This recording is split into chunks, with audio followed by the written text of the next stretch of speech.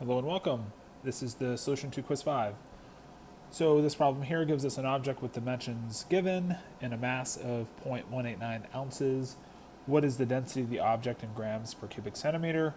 Make sure you take note of the useful conversions that are provided. A lot of this information would be provided sometimes within a question, maybe sometimes within a sample page of information. Usually you're only provided the the information as you need it, not necessarily every piece of information off this page. If you don't need it, usually you're not given that information on a test. But this is the set of information that you'd really want to take note of as you're doing your problems to make sure that that you feel like you're not memorizing like ounce to gram conversions, because you don't have to memorize those sort of conversions. Okay, so what we want to do here is solve for the number of grams per cubic centimeter.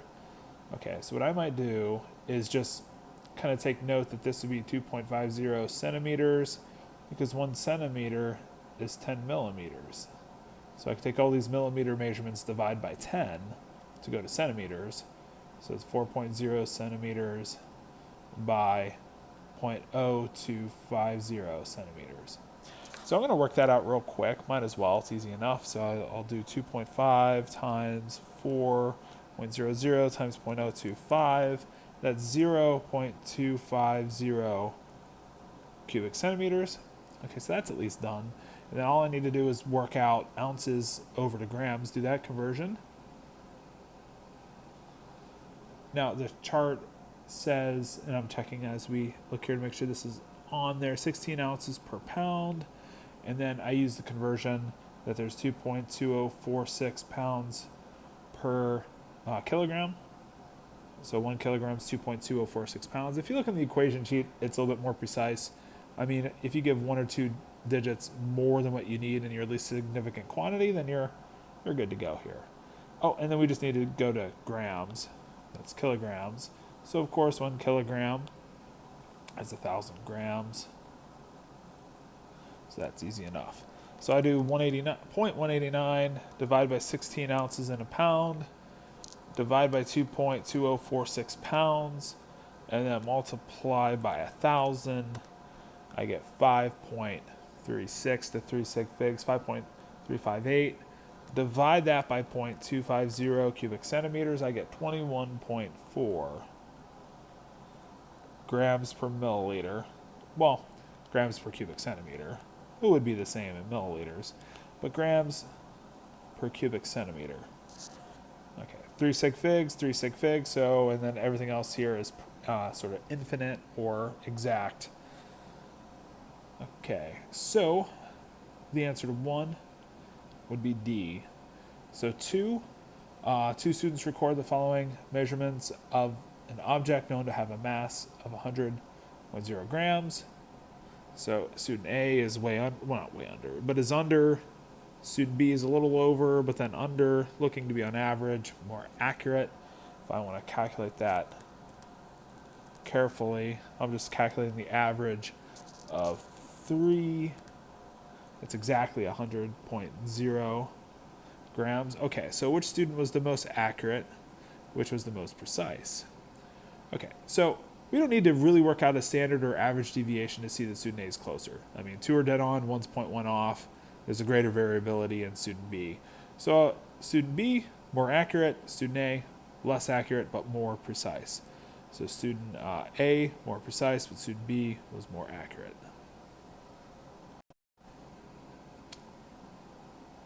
Express 1.65 in meters, 1.65 nanometers. 1 nanometer is really small. It's 10 to the minus 9 meters. I'm really just trying to think, okay, micro is minus 6, milli is minus 3, pico is minus 12, so nano is minus 9. Okay, and so then writing that out, I suppose that's one other part of the problem, is expressing this as an ordinary number would be 3, 6, 7, 8, 1, 6, 5, because that would be 1, 2, 3, 4, 5, 6, 7, 8, 9 places over. So 1.65 times 10 to the minus 9 should have 8 zeros, and then the number, so the decimal place is moving over to here in scientific notation. So let's see here. 1, 2, 3, 4, 5, 6, 7, 8, 9, 10. So that would be 1.65 times 10 to the minus 10. 1, 2, 3, 4, 5, 6, 7, 8, 9. So C is the right answer. D is off. B is if you're getting this as 1 nanometer is 10 to the plus 9 meters, and that would not be correct. So moving on to number 4, complete the calculation to proper sig figs. So we have some meters, 2 sig figs times 3. So this result here should only be good to 2 sig figs. It's going to matter where it falls though. So I go 0.00015 times 54.6. So that's 0.00819.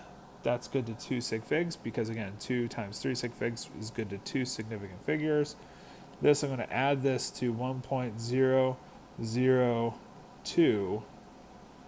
Okay, so we're going to end up capping this here when we look at our placeholders. You got to line them up is the best way to do this. And so that's going to go to 1.01019, so just 1.010 or 010. And units here, meters squared, so not funny with the units. Okay, so C is the right answer for number 4. 5, an empty graduated cylinder has a mass of 64.14 grams. After 10.25 mils of a liquid is added, the cylinder contents has a mass of 17.76 grams. What is the density of the liquid to proper number of sig figs? Okay, well, density is grams per milliliters, mass per unit volume.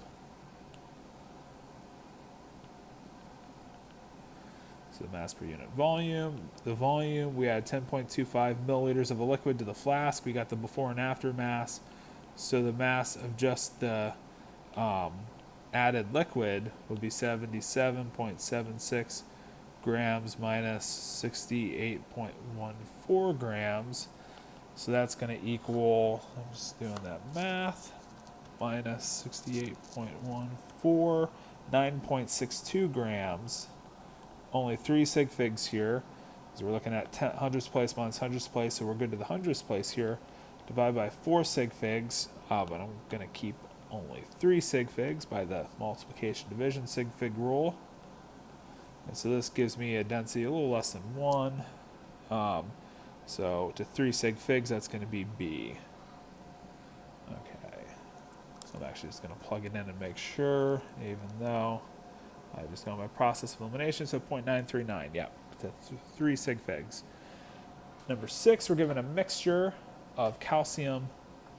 So mixture contains 14.5 milligrams of calcium ions per 1.00 mils of solution. What is the mass of calcium ions in 0.0500 milliliters of the solution in micrograms? Okay, might get lost here. This might seem really confusing. Let's just work our way through this. So we're looking for micrograms. We're given this volume of liquid. So let's start with that. We have this much of the solution. We know the solution contains 14.5 milligrams per 1.00 milliliter of the solution. So what we're saying here is for every 1 milliliter, 14.5 milligrams of calcium is present. We only have 1/20th of a milliliter, 0.0500 milliliters of the solution. So we multiply 0.0500 milliliters by the milligrams per milliliter. That's milligrams of calcium, 1,000 milligrams per gram. We want micrograms, 1 gram, 10 to the 6 micrograms. So we just kind of do a 2-step conversion, go milligrams to grams, so we can go from grams over to micrograms, and then we can stop and calculate. So 0.05 mils of the solution times 14.5 milligrams per milliliter, so it's 0.725 milligrams of mercury. Divide that by 1,000 to go to grams, then multiply by 1 times 10 to the 6, so like 1e6, or multiply by 10 caret 6, so it's to be 725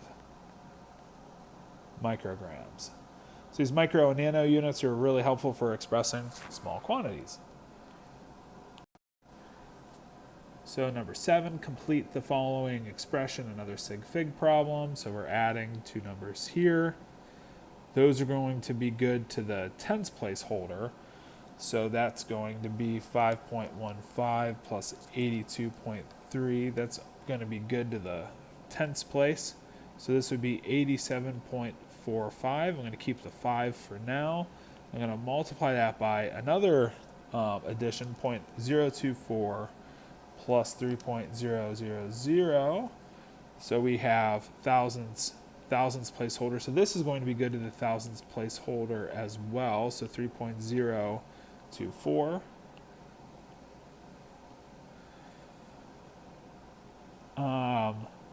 Meters is the unit, but it doesn't really matter. So square meters when we multiply them together. So I got 3 sig figs times 4 sig figs. The result should have 3 sig figs. So all these values here are the same other than sig figs, so it should be B. But if I do 87.45 times the answer to the previous one, I get 264. So 264.44. And then we're just going to round to that third significant digit, so 264. Okay, number 8. A substance can be demonstrated to be a homogeneous mixture by burning it, determining its density, reacting it with oxygen, separating it into its components. Okay, the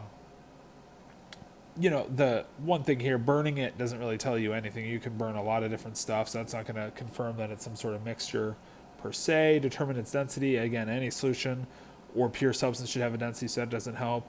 Pure substances, other things could react with oxygen. That doesn't really tell us anything.